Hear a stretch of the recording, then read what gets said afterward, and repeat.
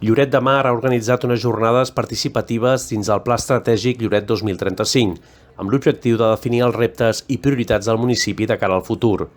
Hi han participat associacions, entitats veïnals, empresaris, sindicats, així com professionals del món de l'enginyeria i l'arquitectura. Durant les taules rodones s'han posat en comú propostes per millorar les infraestructures, la seguretat, la convivència entre el turisme i el descans dels veïns, així com per avançar en sostenibilitat, digitalització i noves oportunitats en educació i indústria. Les jornades, organitzades per Lloret Turisme i l'Ajuntament, s'han dut a terme a l'àrea de promoció econòmica i han servit per escoltar i incorporar les veus de diversos sectors de la societat en la planificació del futur de Lloret. Bé, crec que està molt interessant, crec que d'aquesta manera és com s'ha de fer un poble. El que passa que crec que s'han d'acabar d'ajudar a la gent que té noves propostes. Jo crec que el més urgent és el tema de l'incivisme, o sigui, intentar ajudar a que la gent de Lloret pugui viure millor en aquest poble i més tranquil, sobretot els mesos de juliol i agost. No sempre és així, però els 2 mesos d'estiu fan molt de mal. Nosaltres estem oberts a parlar amb tothom. De fet, hem parlat amb absolutament tots. Hem parlat amb la restauració, amb hotelers, hem parlat amb tots i nosaltres estem a disposició d'ells que ens diguin a veure què podem fer per ajudar-los. Nosaltres el que volem fer és ajudar. Home, m'ha semblat superinteressant perquè hem compartit des de diferents sectors com podem millorar la nostra població i la nostra font d'economia.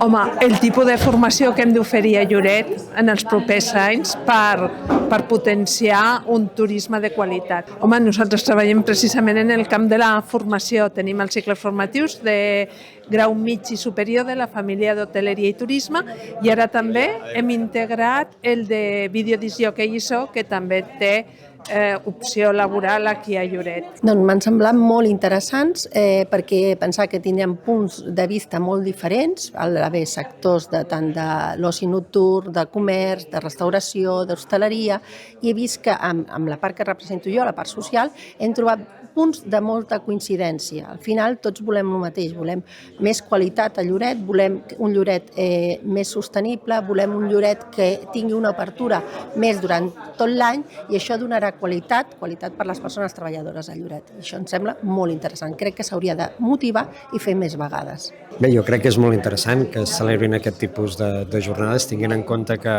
la participació ha sigut molt diversa. Diversa em refereixo a que hi ha representants des del sector privat, el sector públic, des de diferents sectors, comerç, tenim el sector d'oci, oci diurn, oci nocturn, tenim el sector de l'allotjament, també tenim representants sindicals i presidents d'associacions. Llavors creiem que el Lloret que volem de cara al 2000 en un pla d'aquí de cara a 10 anys es construeix des d'aquí i des de la gent que en formem part. O sigui, jo crec que si en formes part del problema també en formes part de la solució. I sí que seria interessant, i així ha sigut una de les meves intervencions, és que tot el sector, almenys la part empresarial, que anem unida a buscar i podem co-crear aquest Lloret que volem de cara al futur. El que està clar és que nosaltres ens sentirem en un poble molt més a gust i estarem més orgullosos de viure a Lloret sempre quan veiem que les coses que es fan reverteixen en el Lloret. Què vol dir?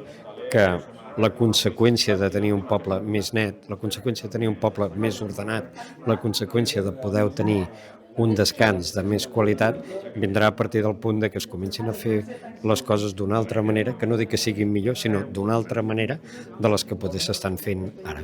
La veritat és que m'ha semblat una jornada molt profitosa, on hi ha hagut 3 taules molt implicades, on han sortit idees molt bones, hi ha hagut una molt bona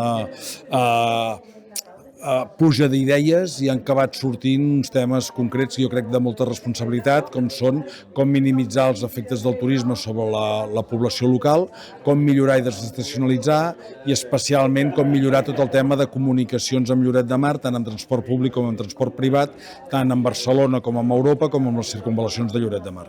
Aquestes dues són molt importants, però no ens enganyem que tot el tema d'innovació, noves tecnologies, crear un hub nou a Lloret de Mar, tot això ajuda a anar diversificant i a anar desestacionalitzant molt tot el que és el turisme i hem d'aconseguir acabar, com sempre diem, acabar tenint turisme tot l'any, que tots els negocis puguin tenir tot l'any, que la gent pugui tenir feina tot l'any i buscant aquesta estabilitat a Lloret de Mar.